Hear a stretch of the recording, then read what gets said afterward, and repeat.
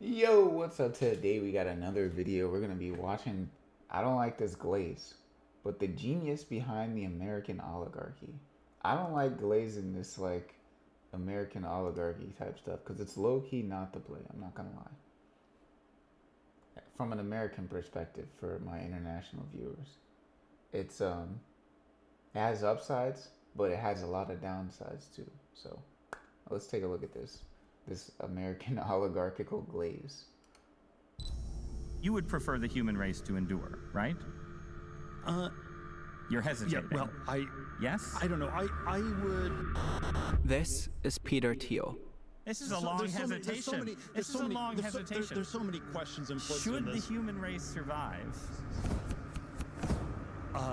Yes. Okay. But He's been a major player in Silicon Valley for a I've seen that long interview. time. I'm Peter Thiel.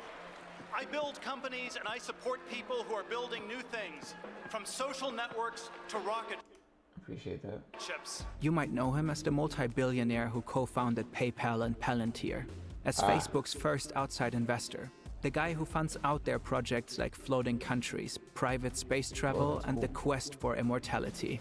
Peter Thiel rejects the idea that death is inevitable. He wants to transform humanity. transhumanism was this radical transformation where It's a cool your idea. human natural body gets transformed into an immortal body. We want you to be able to change your heart and He's trying to do the change primes. your mind He's trying to do the primes from the 100. and change your whole body. But he also wants to change something else. For decades, Thiel has schemed from the shadows to reshape American politics. Okay. Tonight, I urge all of my fellow Americans to stand up and vote for Donald Trump. He bankrolled Trump's first campaign. He turbocharged J.D. Vance's career. Thiel openly questions the democratic system, and he's declared that to him, freedom is incompatible with democracy. His vision of an ideal society sounds more like Hold on. He said for him, freedom is incompatible with democracy? Where are you going with this? an oligarchy, a country ruled by a few powerful rich people, or even just one. Today, his influence is rapidly expanding across the world. From the beginning of his career, he's been building tools to rewire how power works. Palantir, his brainchild, enables intelligence agencies and militaries to anticipate their enemy's next move before it's made. Maybe Okay. even your next move, too. Okay. None of this happened by accident. Peter Thiel plays the long game. He's patiently planned his moves for decades, Okay, what's he doing? always several steps What's ahead. he up to? So what does Peter Thiel actually want? What's his problem with democracy? And is there an end game? Yeah, I'd like to know the answer to that. I would very much like This to know video the is answer largely to that. based on the research collected in The Contrarian, Peter Thiel Okay. and Silicon Valley's Pursuit of Power by Max Chafkin. You'll find a link in the description. Meet the master. New York City, 2010. A TV show has set up a night for Peter Thiel to meet Garry Kasparov, one of the that? greatest chess players of all time. Ah. Thiel and Kasparov have met before and get along well. They like chatting about politics, technology, and of course, chess. Strategy. Peter Thiel's a diehard chess fan. In fact, he's a national chess master. He's admired the Grandmaster Kasparov since he was a teenager. And the wow. respect is mutual. Kasparov admires Thiel's intelligence and business sense. Is one of the probably most successful entrepreneurs of his generation. He is very aggressively investing. He looks for the future. Thiel's legendary status in business is hard to overstate. His companies have created technologies that have changed the course of the modern world. And Yeah, his PayPal's influence lit. helped define tech, an industry that has produced millions of jobs and trillions of dollars of wealth. That night, Kasparov and Thiel hit up a chess club. Thiel plays a game of speed chess with the owner and wins. I'm totally embarrassed. Yes. Embarrassed as well. You won? Kasparov suggests his chess skills are probably why Thiel's such a successful businessman, and why he tends to hire chess players for his companies. You know, that's why he's hiring chess players, you know. Peter just told me the story that when they had the IPO for PayPal. So he did a sign for 10 employees of PayPal. And sure, Thiel is probably onto something. Chess skills transfer well into the world of business. It's a game of strategy where it pays off to think several moves ahead. Skills that don't hurt in politics either. Yeah. Sometime after this evening, Kasparov and Thiel drift apart. Maybe the two don't have that much in common after all. It's not just that the Russian Kasparov is a way better chess player. He's also one of the world's most prominent pro-democracy activists. He's a major thorn in Putin's side, tirelessly campaigning for a freer Russia. So I'm fighting to restore democracy in my country. Yeah, okay, I Trump's see it. potential victory could threaten not only democracy in this country, but democracy worldwide. And Peter Thiel? Well, kind of the opposite trajectory. Critics warn he's emerging as a major threat to American democracy. Why's that? Billionaires like Thiel reshaping politics is terrifying. Connecting to airport Wi-Fi ranks way lower on the scale. But having your data floating around unprotected online is a threat you can actually do something. Crips your twice and stone all with hackers, nice by T, and go to so scandally just scandalous around 8 years. Okay, but like, what is he gonna... Peter Thiel is around 8 years old when his family arrives in Swakopmund, a former German colony on Namibia's coast. He moved here with his parents and brother after some years in Ohio. Hold on a second. Let me get this water real quick.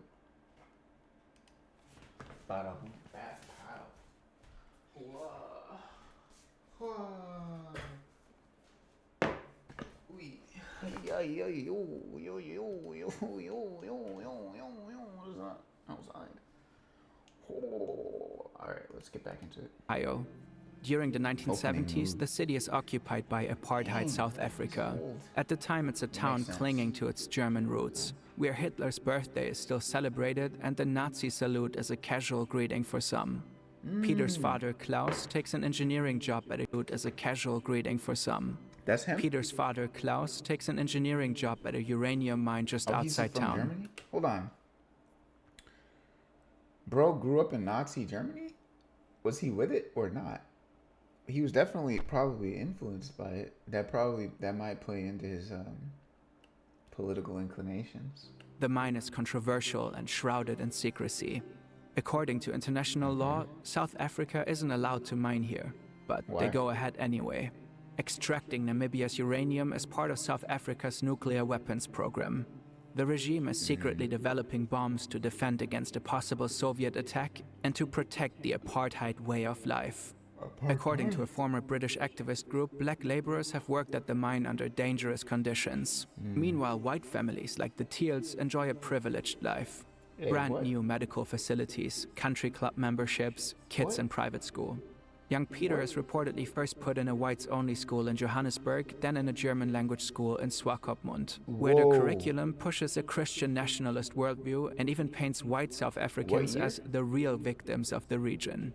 This is where Peter Thiel spends formative years. It's a world... Whoa, wait a minute. This just gets worse. Not only did he grow up... Hold on. Did he move to there? From growing up in Nazi Germany, moving here, and then growing up in a white supremacist school? Where his family benefits from a white supremacist regime, where his father actively advances its military interests. A world where the founding belief is that some people are meant to rule. And that's why he was stuttering. Oh my gosh, it makes sense now. That's why bro was stuttering when he asked, do you think humanity should live on? He said, well, he was probably thinking on some like, well, certain parts of humanity should live on. That's crazy. Whoa. The majority must serve. Whoa. When Peter's 10, he and his family return to the US. Peter's developing into a classic nerd. He loves sci-fi and fantasy, especially... I know we're a German channel, but why are we glazing this guy? The genius behind the American oligarchy. Why are we glazing this guy? Lord of the Rings. He's top of the class and becomes one of the country's top chess players under the age of 13. Okay. It's not cool to be a nerd in the 70s and 80s, so Peter is reportedly bullied on the regular. Makes sense, but please but he knows he's smart and going places. Don't let him be an undercover Hitler. Please don't let him be an undercover Hitler who didn't make the chess club. Please don't let that be the case. His chessboard has a sticker that says "Born to Win." Peter wants the best for himself, so he studies hard to get into the top university. At the time, Stanford is ranked #1 in the US. When he makes it there in 1985, Stanford's a huge letdown. Peter expects fellow overachievers, but finds a party scene instead. He'd rather hit the books than the bong, and he's once again teased for being a nerd. According to the author Max Chafkin, many of the students he perceived as bullies also identify as liberals, a connection that reportedly... Oh, it wasn't unusual to be conservative at Stanford, but he considered it a hothouse of lefty antagonists? Sticks with him. We in fact asked Thiel ourselves, but didn't get a response. Oof. Peter developed into a Reagan-supporting conservative. The campus itself feels far too left-wing for him. Anti-Reagan and anti-apartheid protests are prominent, and Peter starts to clash with demonstrators. Yeah, that makes sense. Yeah, that makes sense. That makes sense. That tracks with his upbringing. He's like, yeah, trickle-down economics, right? That's how it worked in where I was from. And Chefkin describes how classmates... Except that was like trickle-up economics, because it was like all the work was being done at the bottom and then transferring up to the top and then trickling down. That's crazy. Call at least one instance where Peter defended apartheid as economically sound, an allegation that Thiel has since denied.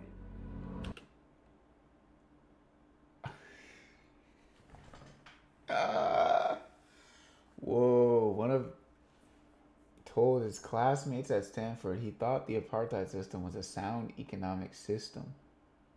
Thiel denied having supported apartheid. Of course, he denied it. He had to. Moral issues were irrelevant? Alright. At the time, some defenders of apartheid drew on libertarian arguments. This is why, Libertarians this is why there's certain checks in place that need to be in place, because you cannot have such a concentration of power that's removed from ethics. You know what I mean? Like, if the concentration of power, this is basic stuff, right? Like, even on a small scale, like person to person, like say you have a classroom, right? And you've got a bunch of students, you got a bunch of kids, right? Or even a household, right? You've got some kids, you've got like the father, you've got the mother, right? Say you have like one person who's just in charge of everything, but that person is like morally bankrupt. The whole house is gonna suffer, regardless of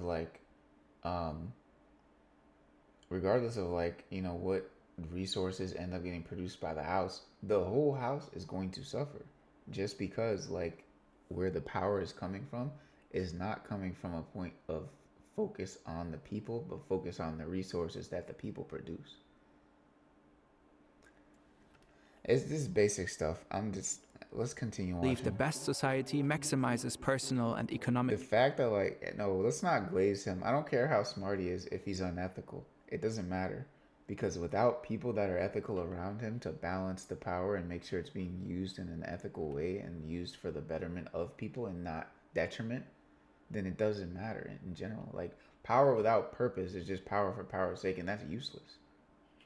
Freedom while minimizing government control. They see free, unregulated markets as the best way to allocate resources and drive innovation. More radical libertarians value property rights and free markets above basically anything else.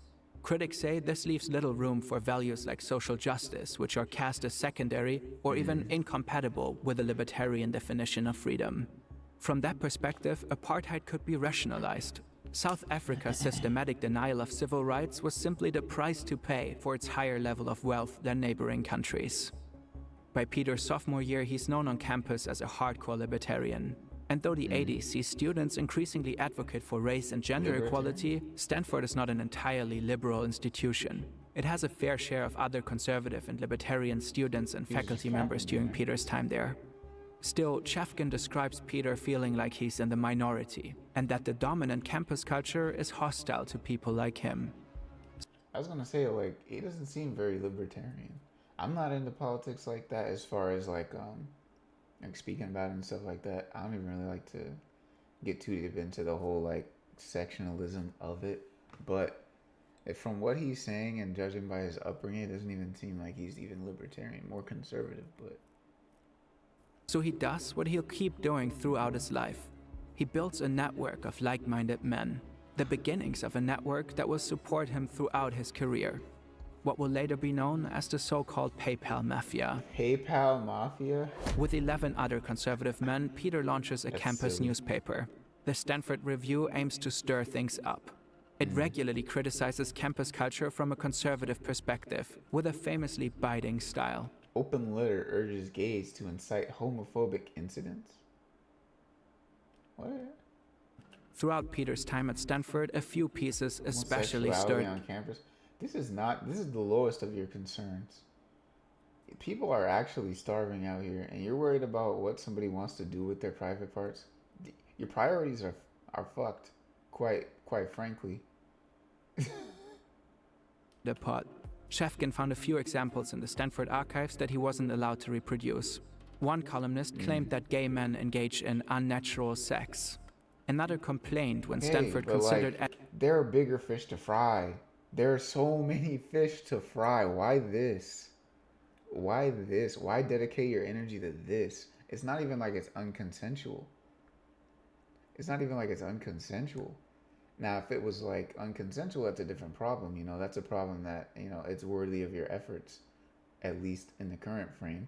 But like, there's so many other things to put your energy towards besides what someone else decides to consensually do with their private parts. So many better things. Adding non-white authors to the Like I said, control for control's sake, useless. Control without purpose. What's the purpose here? There's far less purpose in this than could be in other ways. Western culture course, arguing it signaled the decline of the West. One whole issue was devoted to passionately defending a student accused of statutory rape, who was later found guilty. Peter's not just looking to provoke. He wants money, power, and influence. And as its founding editor-in-chief, the Stanford Review launches him into the public intellectual he's known as today. The paper captures the attention of high-profile conservatives, and a bit later, Peter gets a book deal. The diversity myth is co-authored with David Sachs, the student who wrote in defense of an accused rapist in the Stanford Review. Nowadays, Sachs is also an influential figure on the American right. He currently serves the Trump administration as the White House's AI and crypto czar. The book argues that universities are dangerous breeding grounds for left-wing intellectual conformity, that nowadays real racism barely exists in America, and that diversity initiatives pose a threat to Western culture. Wait. One of those things is a good thing. What are we worried about?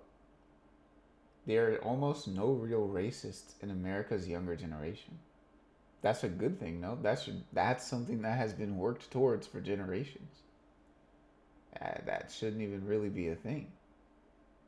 Because at the end of the day, there's no reason for it. Like, it doesn't serve any purpose other than to slow the development of humanity as a whole. Sachs and Thiel have since apologized for some of the more controversial parts of the book. But these are the same anti-woke sentiments that are winning elections today. You know, I ended woke. Totally. Everything woke turns to shit. Our country will be woke no longer. You know what? This isn't a... Though Peter has plenty of... I shouldn't have clicked on this video. I didn't know this was going to be a political video. Well, I kind of did. Because, you know, the genius behind the American oligarchy, right? I guess that's inherently political. Now we're in it. Now I gotta actually speak on this. Whatever. Bribes about Stanford, he stays on and graduates from its law school in 1992. He moves to New York to begin his legal career. Only aiming for the best, his goal is to clerk for the Supreme Court. He's got top grades, his own influential paper, and connections to the right people. But it's not enough. I got interviews with 2 justices. They normally interview 8 people. Hey man, I appreciate you making PayPal, but really just stop there. And I missed it with both, and it felt like it was the absolute end of the world. You don't need to control Peter's not used society. to setbacks. You don't need to. That's not your job. That's not your focus, man. Just stick to creating stuff like PayPal and let that do its job for for humanity. Let that be your contribution. You know, you don't need to contribute broken ideals to a world that doesn't need it. Into what he later described as a quarter-life crisis and briefly moves back in with his parents. But back on the West Coast, Peter proves he has a knack for turning losses into big wins. Rewriting the rules. It's 1996. The tech industry is booming. Silicon Valley is a place with endless possibilities, loads of investor money, and above all, unclear rules. Peter wants in. Sure, he can't really code, but he can hand that off on someone else. Peter studies up on hedge fund management, raises some capital, and reinvents himself as an investor. At the same time, he continues publishing anti-woke columns. One that claims indigenous people actively working against progression.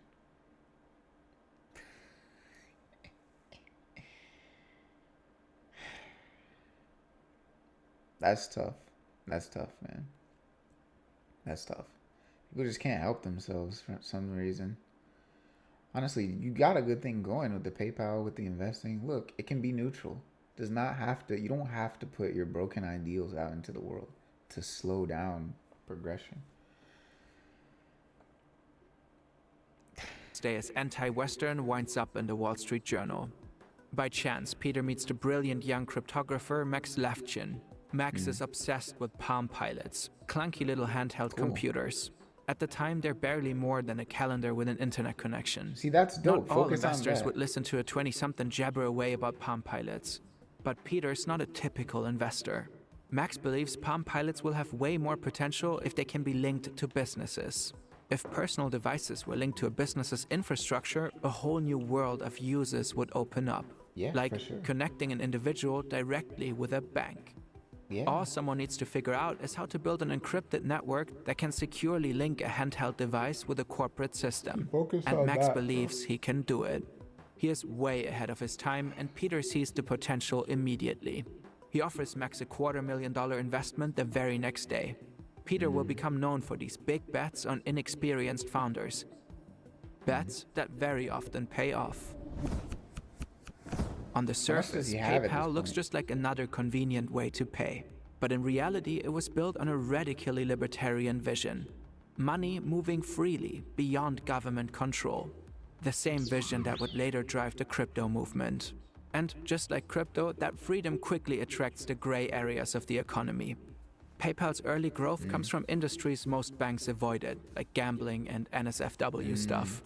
Good thing Peter's been nurturing his political connections. As Chefkin tells it, Thiel worked to keep his business alive by lobbying Congress to keep online gambling legal and to stop PayPal from being treated as a national bank. We also asked Peter Thiel directly about this, but didn't get a response either. E-commerce is exploding in popularity. There's high demand for a tool that can simplify online transaction. And Max and Peter aren't the only ones working on a solution. PayPal isn't even the only online payment startup in the same building. There's a very similar company on the same floor. It's called X.com, and its founder has a lot in common with Peter. Most notably, Elon Musk is also an enterprising immigrant with roots in South Africa. Like Peter, he also shows little regard for traditional rules of the banking industry. Playing by every rule only slows down growth. But for a while, they have no idea what each other's companies are for, until a PayPal employee finds a business plan for X.com in a dumpster. And then it becomes impossible to ignore each other. They become two of the biggest fish in the sea of online payments. Wait, what? PayPal's growing rapidly, but at the same time bleeding funds. Every new user gets a cash bonus, most transactions rack up fees, and servers are expensive. Worse, the anonymity that makes PayPal attractive also opens the door to credit card fraud, and PayPal would have to refund the victim's stolen money. Max Levchin responds by building an anti-fraud system called Igor, software that flags suspicious patterns and blocks scam transactions. All the while, user anonymity is still preserved. Igor successfully curbs fraud by half of what it was. The FBI takes interest in the technology and starts using the software to catch money launderers. Nice. Still, PayPal isn't profitable. Peter thinks he knows the answer. It has to become a monopoly. Eliminate competitors. What do you mean it's not profitable? How is it not profitable at this point? Oh, I guess it's not like necessary enough. It's only being used as like, I'm guessing because like the resources that you have to put into it to manage it, to make sure like, especially because a large user base like that at that time was mostly illegal stuff or like dancing on illegal stuff, and there are a lot of scams. So you're gonna pay out more money through scams than you're getting in the commissions. Probably that's what I assume. I don't know. Dominate the market and set the rules. As Peter often puts it, competition is for losers. Competition is for losers. Competition is for losers. this strategy will come to define Peter Thiel's success.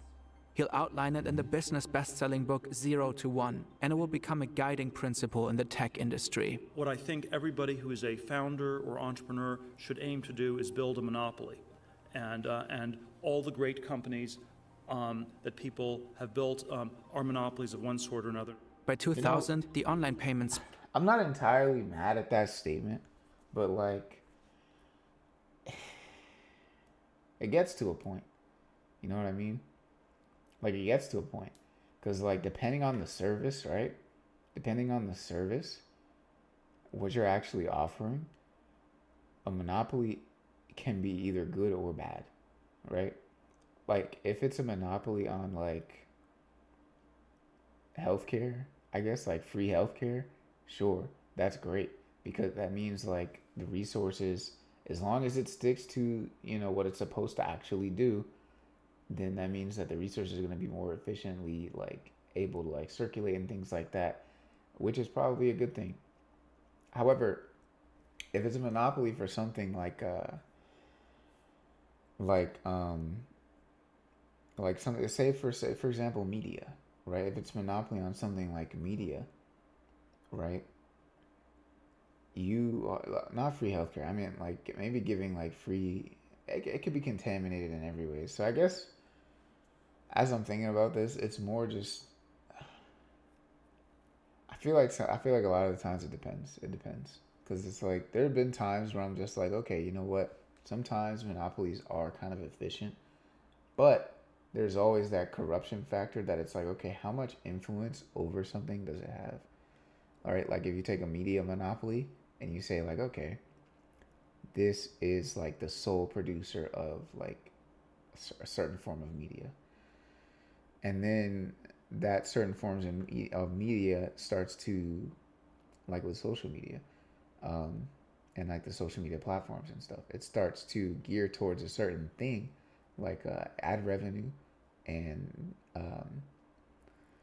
shock value content and just overall like it starts to push, you know, like clickbaity, harmful content. It started to push like harmful content, basically. And then that harmful content becomes so deeply ingrained. I guess it's the same example, like if you were to use like a food supplier, right? Then that food supplier, if that food supplier that supplied like a bunch of food to people got poisoned, it supplied poisoned food to a bunch of different people. So it's like, in those aspects, I feel like monopolies are just like, yeah, they're bad.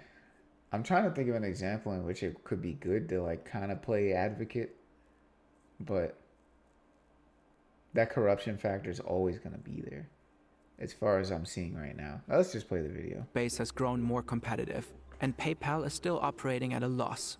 Elon suggests a merger, and Peter agrees. Uniting is their best chance for survival. Oh wow! So maybe according to the Contrarian, they clash from the start.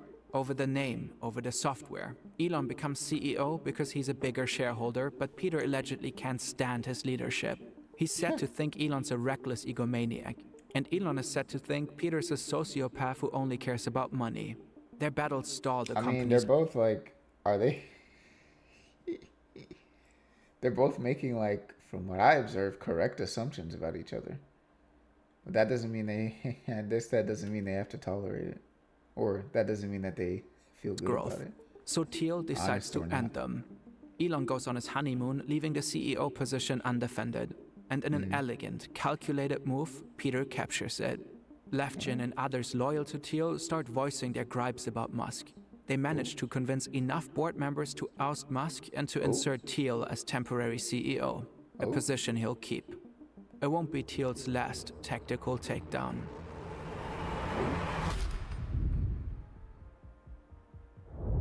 As CEO of PayPal, Peter Thiel is on a whole new playing field. In 2002, he secures a landmark deal. eBay acquires PayPal for $1.5 billion. Thiel becomes a multi-millionaire at 35 years old, walking away with at least $55 million from the deal. Now he has the capital and credibility to pursue his wildest dreams. The day he signs the deal is the day he also steps down as CEO. PayPal was just a stepping stone. Now he's ready to move on to bigger and bolder projects and to live the high life as a very rich person. He buys a silver Ferrari and fancy apartments. Now the formerly bullied kid is the life of the party.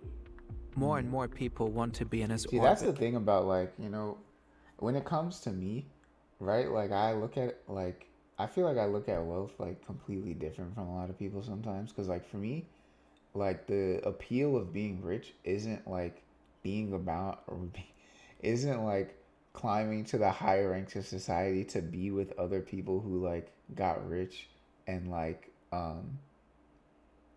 fly around with a bunch of private jets and all that shit. That is not the appeal of being rich to me. The appeal of being rich to me is, like, not having to fuck with people I don't want to fuck with, and and making sure everybody around me can eat and live good. You know what I mean? And, like, pursue the things that they want to pursue in life without feeling like they gotta bend over to, like, an evil nigga and, like, just to get their bread at the end of the day. You know what I mean? So the appeal is completely different for me. Thiel's personal trajectory is skyrocketing, but the country is spiraling. Not saying that stuff wouldn't be cool, but it's not the priority. It's not the driving factor. You know what I mean? It's like, okay, if that comes with it and we get that and we have extra, cool, right? But that's not the foundation of it. It's not the goal. In the wake of 9/11, Americans also... And that's kind of why, like, I look at, like, because there are a lot of people that are rich that are motivated by that stuff. I'm not, and I don't really prefer to associate with the people that are motivated by that stuff, because a lot of the times, it's not always, but from what I've observed and what I've experienced, a lot of the times, like, they're lacking severely in the aspects of personality that of people that I would, like, feel comfortable interacting with on a regular basis. You know what I mean? And so that in and of itself kind of makes it a situation where it's just like, yeah, I'm not, like, aiming to be around people who have a lot of wealth. I want to have a lot of wealth so I can stay away from those people and not be influenced by them. That makes sense. Face a recession, an unpopular war, and widespread trauma. Not saying everybody who has money is the same, because everybody who gets their money, it depends on how you get their money. And the people that got their money by doing shady shit, that's the people I want to stay away from. You would prefer the human race to endure, right? Thought system called Igor, with at least 55. The West must compromise. Politics seem an unpopular war and widespread trauma. Thiel is anxious too. He's increasingly concerned with the threat of religious terrorism. He finds the Bush administration isn't tough enough on Islam. His politics seem to shift.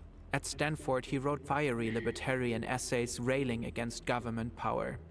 Now he's arguing the opposite, that the US must use extrajudicial methods to catch terrorists. As he put it, outside the checks and balances of representative democracy as described in high school textbooks. For Thiel, the trade-off is clear. The West must compromise. More security, less freedom. And he sees a business opportunity in it. What if Igor, the software Max Levchin built to catch fraudsters, could be retooled to catch terrorists? Wouldn't the CIA be interested? In 2003, Thiel gets a team to start working on it right away. They'll call the company Palantir. Right now. In The Lord of the Rings, a Palantir is a mythical stone that sees and communicates across far distances. Sauron, the evil character who seeks to dominate Middle-earth, uses a Palantir to spy on enemies and conspire with allies. The power of Isengard is at your command, Sauron, Lord of the Earth. Basically, Thiel is offering Sauron's power to anyone who can afford it. Palantir's promise? use network analysis to find unforeseen patterns in vast troves of data.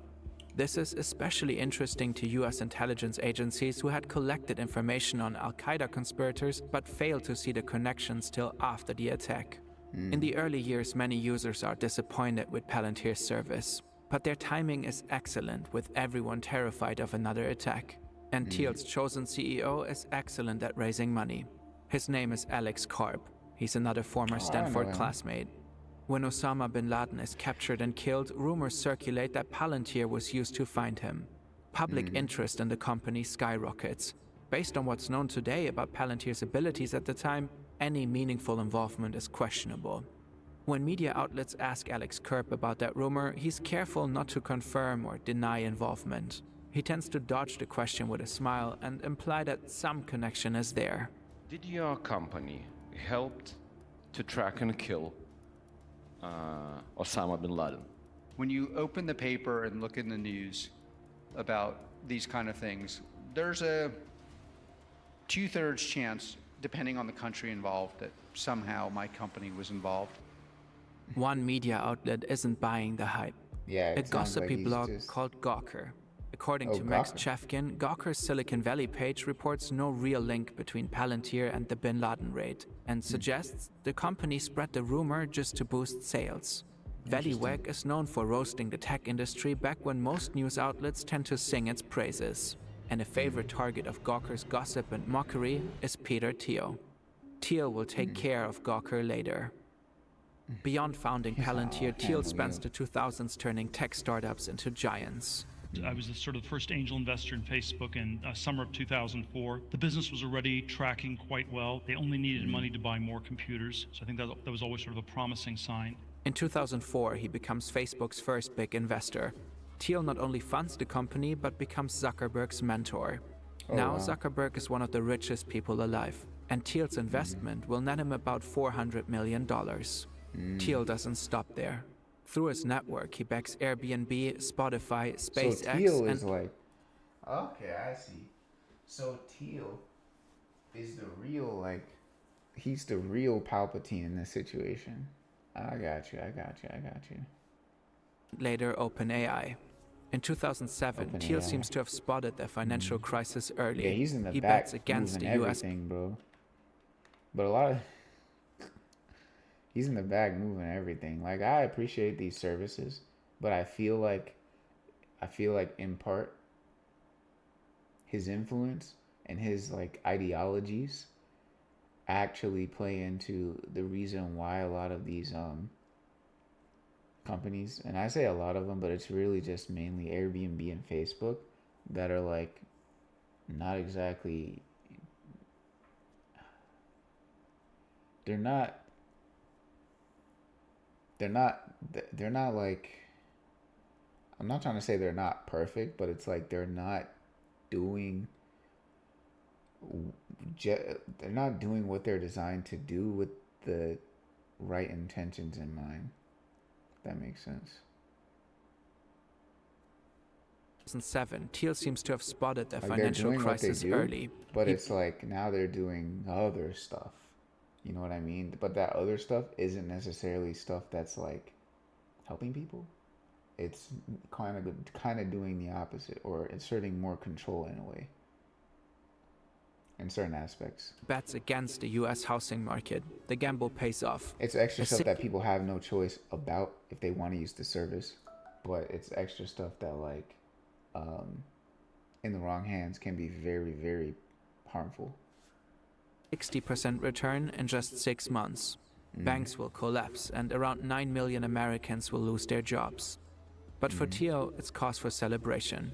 According to Chefkin, he flies his stuff to Maui with unlimited tabs for food, booze, massages, and surfing. We asked Peter Thiel if this is true, but he didn't answer. But Thiel's golden run doesn't last. After a string of bad investments and mass redemptions, his hedge fund suffers huge losses and all but collapses. By 2011, he will have lost nearly 2/3 of his clients' money. The crisis seems to make Thiel more cynical. In 2009, he writes that he still believes in libertarian principles, but no longer in democracy. I no longer believe that freedom and democracy are compatible, he declared. Yo, bro said that in 2009 and nobody said anything about it. Maybe people did talk about it, but like, what can they do other than like, I guess they could try to like not let him invest in stuff, but like they're gonna have to go through so many. I don't even know how you stop him. Well, actually, I know how you stop him, but I don't know how you stop him with the current like systems that are in place.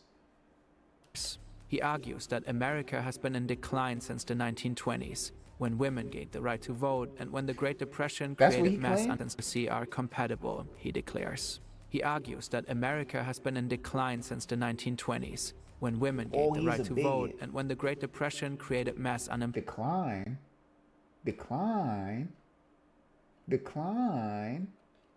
Bro. Decline?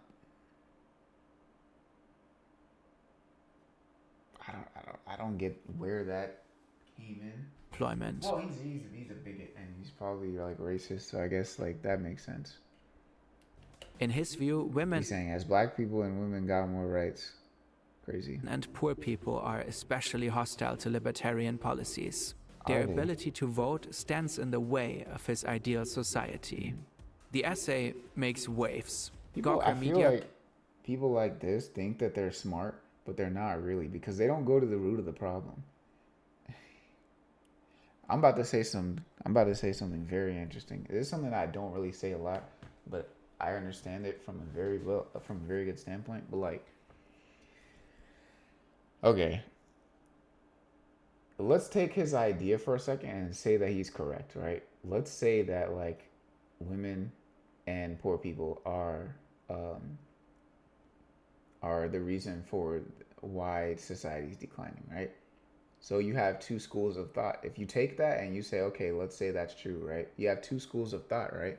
You can say, okay, women and poor people are the reason why society is declining. How do we solve that? Do we stop women and poor people from voting?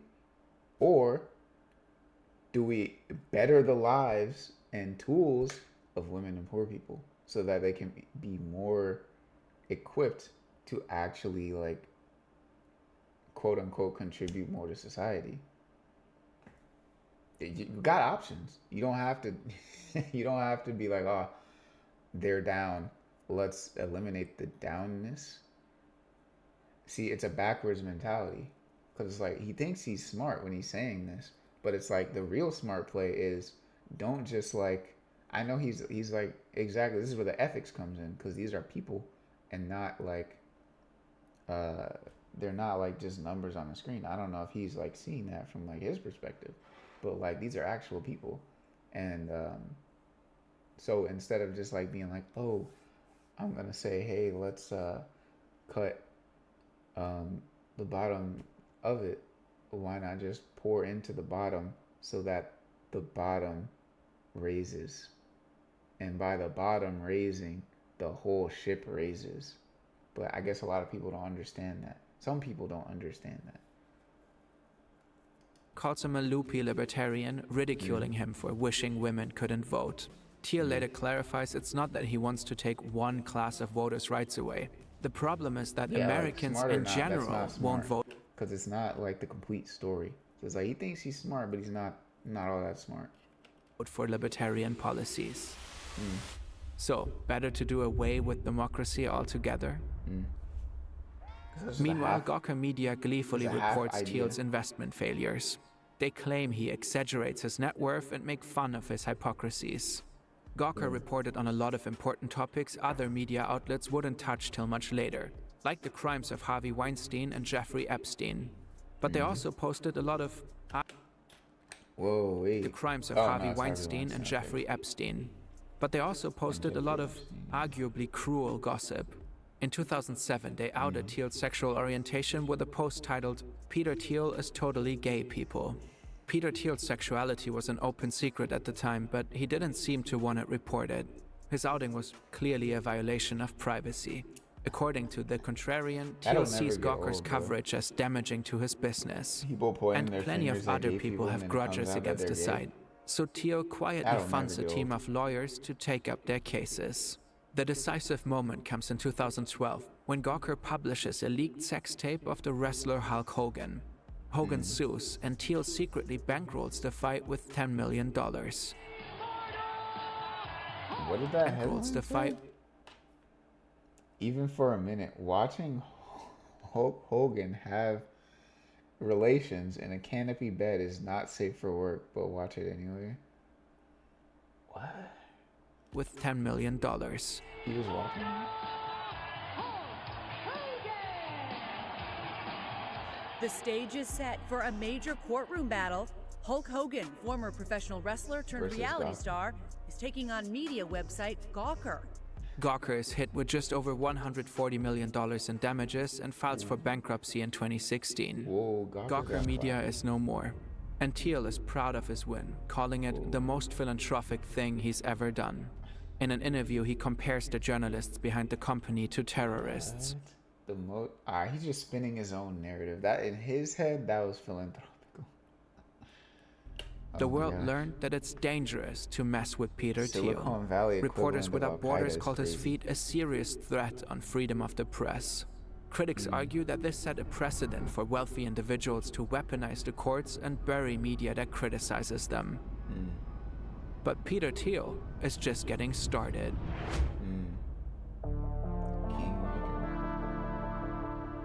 It's often said that two things in life are certain: death and taxes. Well, Peter Thiel disagrees. What others see as inevitabilities, Thiel sees as problems to be solved. He famously funds biotech companies pursuing life extension. His hatred of taxes has him pour resources into anti-tax political actions and also seasteading, man-made island nations free from income tax and governmental regulations. The UAE? He was in charge of that project in Dubai. I think, what was that? It was like the islands. I think I saw something about that because I watched a video. It's coming up on the channel actually. Either it'll be uploaded or it's coming. But I watched a video about that. And there was something to do with this. Was he the idea behind this? It wouldn't surprise me. A floating libertarian utopia where he can escape systems he finds oppressive. 'Cause they have An idea slavery he has there. since abandoned.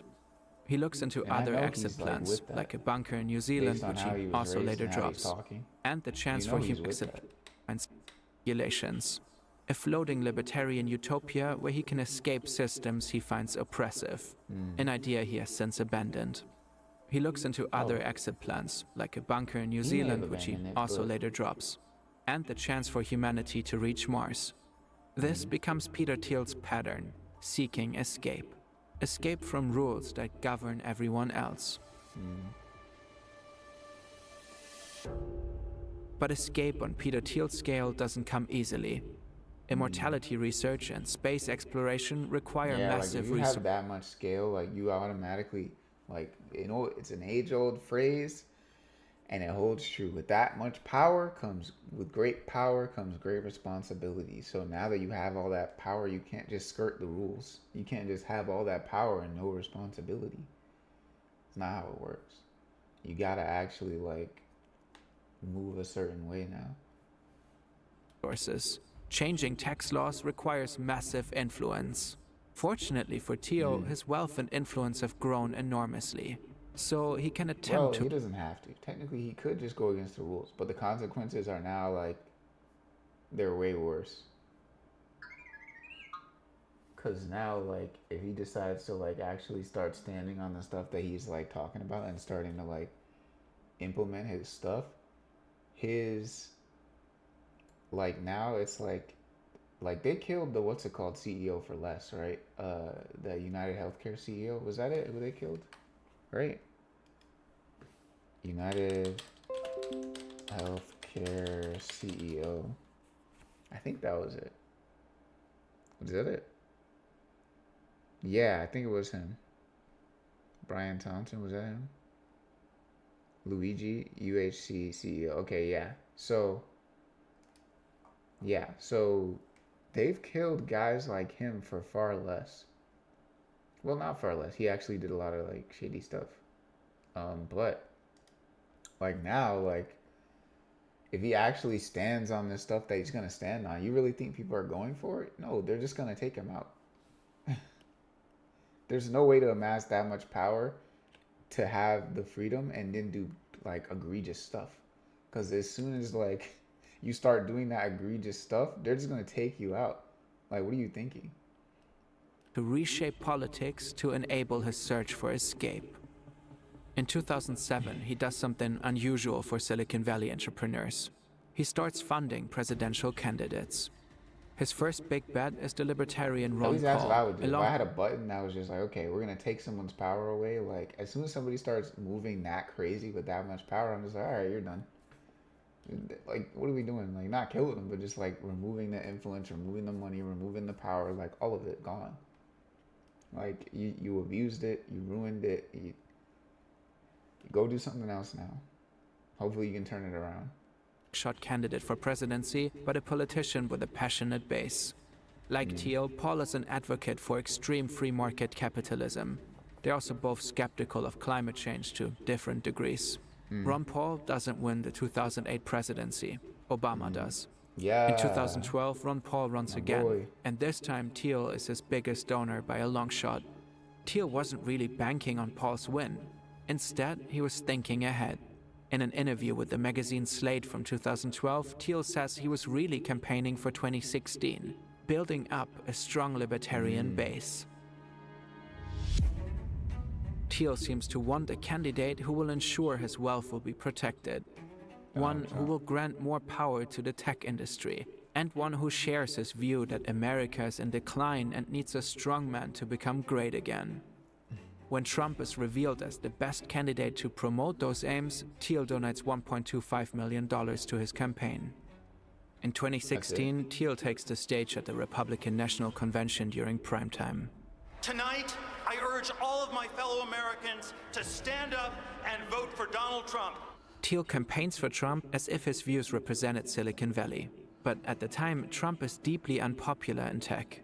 Of the top tech companies in the Valley, not a single CEO donates to Trump's 2016 campaign. And Thiel's support of Trump makes him somewhat of a pariah. According to the contrarian, friends cut ties with him or refuse to discuss politics. Thiel is unbothered. They'll change their tune soon enough. Besides, he's starting to lean into his image as the Silicon Valley supervillain. He reportedly once said, "I'd rather be seen as evil than incompetent." When Trump shocks the world by winning, Thiel is part of the transition Alright, we're pressing the button. team. His role is to appoint people who will disrupt regulatory bodies like the Federal Trade Commission and the Food and Drug Administration. A dream job for Thiel, who's railed against governmental regulation for decades. Thiel reportedly suggests 150 names to Trump. According to Max Chefkin, his list includes, to no surprise, ultra-libertarians, but also very controversial. Like, you know, the stuff that he's doing now, like, I wouldn't feel so bad about it if I didn't know where he stood on a lot of things. It's like, sure, if you want to say, like, oh, I want to be seen as the villain, I'd rather be seen as a villain than incompetent. In your case, it's not being seen as the villain. You actually are, because you're quite literally the enemy of humanity, or an enemy of humanity, and didn't even stand on, like, wanting humans to continue. Not firmly. I don't know. I'm not rocking with whatever he's got going on. Especially like how he came up. He came up in a white supremacist upbringing. Just super at any point where you're just like, take a point and you're just like, okay, I'm gonna look at another group of people, not based on anything real, based on like perception, visual perception. I'm going to take and look at a group of people and say, oh, this group of people are like less than deserving of the stuff that I'm deserving of. We're pressing the button. Power removed. Commercial figures, fringe people from his growing network of far-right reactionaries. Trump only approves a handful of them, the least controversial suggestions that Thiel makes. So Thiel's first attempt at capturing the White House seems to have failed. Politically, Thiel retreats to the background for a bit. He and his partner have their first child, and he seems to focus on family life for a while. But the background is where Peter Thiel thrives the most. Outside of politics, Thiel's businesses are skyrocketing, especially Palantir. During COVID, Palantir wins government contracts to analyze pandemic data, tracking infections and vaccines. In 2025, Business Insider reports that under the second Trump administration, ICE will use Palantir. You know, like, evil people can still create good things, you know? But, like I'm all in favor of him creating PayPal and, like, using Palantir to... Wait, they're tracking him? Wait, what? Oh, never mind. Never mind, I take that back. I thought they were doing something good with it. Hold on, what? Marketing, especially Palantir. During COVID, Palantir wins government contracts to analyze pandemic data, tracking infections and vaccines. In 2025, Business Insider reports that under the second Trump administration, ICE will use Palantir to track down immigrants who overstayed their visas. Palantir's involvement has only intensified under Trump and has been instrumental for over a decade since... Alright, never mind. It was cool for some stuff, but not that. But, like, it was cool for, like, tracking Bin Laden and all that stuff, if they did. And cool for, like, PayPal and all that, but cool, right? Here's my proposal, right? Cool. Like, evil dude makes something cool, right? Great. Now remove his ability to influence society, and we got it. We got what we needed from his service. You know what I mean? His ideals are trash. They don't need to be perpetuated. They don't need to be attached to anything. They can just exist in his little bubble, and wait for him to, you know, change it. You know what I mean? As long as his like little ideals aren't affecting people. But the systems that he created were great. It's Obama's second administration. The Guardian reports in 2025 that Palantir provides ICE with tools that help their agents fulfill Trump's aggressive deportation quotas using a vast data network. It includes government records such as text data from the IRS and private databases like location history from cell phone records. Now Palantir also incorporates facial recognition data from Clearview AI, another startup where Peter Thiel is the first investor. The pattern is clear. Palantir thrives in chaos, and chaos is only ramping up. Palantir thrives in chaos is crazy. What looks like a political setback with Trump may just be Thiel's chance to plan his next move. Thiel won't back Trump's second campaign, but he will build up another politician. We're effectively run in this country via the Democrats, via our corporate oligarchs, by a bunch of childless cat ladies who are miserable at their own lives and the choices that they've made. Thiel injects J.D. Vance's primary campaign with $15 million. Vance is now Vice President of the United States. Thiel and Vance's relationship is now Vice President of the United States. Thiel and Vance's relationship didn't come out of nowhere. Vance worked at one of Thiel's companies, and Thiel became his mentor, as Vance himself says. And it was also Thiel who brought J.D. Vance and Donald Trump together. Yeah, here's why I don't jack the whole climbing the corporate ladder stuff. It's not always like this, but like, there's examples. After Trump is elected as president again in 2024, several members of the tech elite rallied. No disrespect to anybody who does, obviously, but I just don't want to. I have no inclination for any of that they're doing right now. Behind him, there's Elon Musk, who is against Trump in 2016 and becomes his most visible supporter in 2024. There's Mark Zuckerberg, who abolishes fact-checkers at Meta less than 2 weeks before Trump takes office. And there's Sundar Pichai, the CEO of Google, who donates $1 million to Trump just before inauguration. At the inauguration of Trump's second presidency in January 2025, major tech CEOs are clearly visible in the front row. I would actually have to oppose them at that point, because I couldn't, like, I would actually be forced to, like, do some stuff that I don't want to do, just because, like, you know, my like values wouldn't let me just like sit back and just be like, yeah, you know what, yes massa, I'll go and like screw the common people, yes massa, I'll go and do all this. it would never go down like that. So I would have to rise up to their level and combat them. And I don't feel like doing that. Person isn't there that day. He's in the background again. Peter Thiel. Instead, he watches Palantir's stock skyrocket and topping the market for much of 2025. The surge is in part fueled by government contracts. And not just in the US. Palantir's been hired by Israeli forces allegedly to enable AI-powered targeting of Palestinians, which the company denies, and by Ukraine in its war against Russia. These and other contracts not only boost Palantir's profits, they also give the company access to extremely sensitive data. Few assets carry more power or more potential for harm. So who decides how it's used?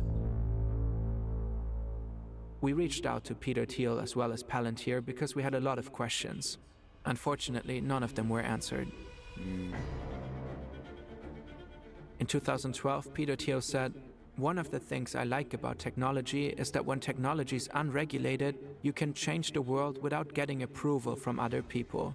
At its best, it's not subject to democratic control and not subject to the majority." Yeah, like that's all cool, but you're evil. So no. What you're saying is now invalid because of like how you grew up and what you intend to do with that power once the shackles are off. That whole argument is just null and void now. Majority, which I think is often hostile to change. Like no matter what rhetoric you Thiel have, your intentions aren't good. So fuck whatever you have to say, honestly. Act is called Erebor, a crypto bank named after the mountain in The Hobbit where a murderous dragon hoards treasure. And now Trump is pushing one of Thiel's wilder ideas. Low-tax freedom cities where corporations can operate without federal regulations. We'll actually build new cities in our country again. These freedom cities will reopen the frontier, reignite American imagination. Freedom cities aren't just for making a lot of money. The goal is also to conduct research without governmental approval. One such place already exists, Prospera in Honduras. You already know who helped fund it. The libertarian utopia Peter Thiel dreams of no longer needs Mars or the open ocean. It's being built right in America. You know, like,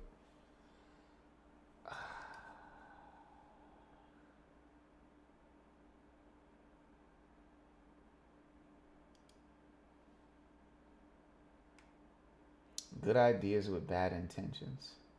The most terrible combo there is. But hey, that's gonna be the video. I hope y'all liked it. Go ahead and leave a like, go ahead and comment, go ahead and subscribe. Let me know what y'all think about this. You know, I'll actually leave a different comment. Let me leave a comment. Yo. Oh, good ideas with bad intentions.